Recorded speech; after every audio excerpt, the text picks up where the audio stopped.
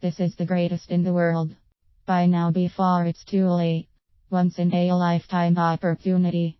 Did I use enough exclamation points? Does this remind you of some of the email you get or some of the postings you see in social media? Hype. It's all around us. It's in our mailboxes, on our computers, and televisions and radios. Where did it all begin?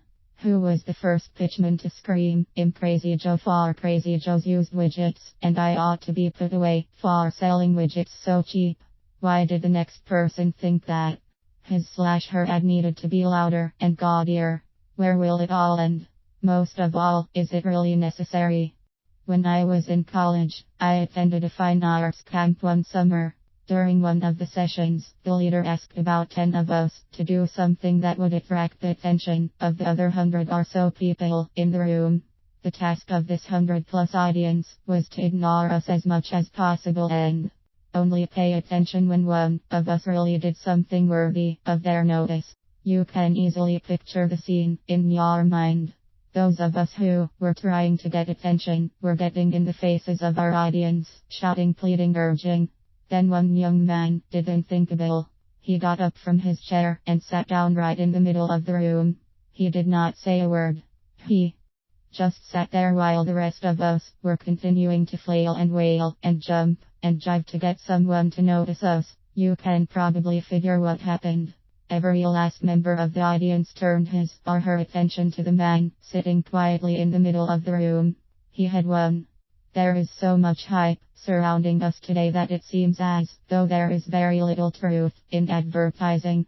This could be a key to the successful marketing of your business. By simply and plainly telling the truth, you can and will stand out from the crowd. A character played by Walter Brennan used to say, "No brag, just fact."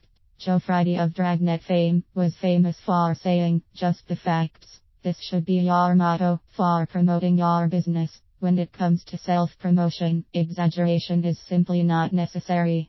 If you're good, the facts will prove it. If you're not, no amount of yelling or ads with all capital letters in them will make you good. When you are looking for someone with whom to do business, don't you go in search of someone you can trust. So does everyone else. We all want someone who will deliver what they promise. To me, that is the bottom line of what we should all be seeking to get across to our target audiences. Tell them what you will do for them, and then do it. Actions still speak louder than words, no matter how many exclamation points you put at the end of your sentences.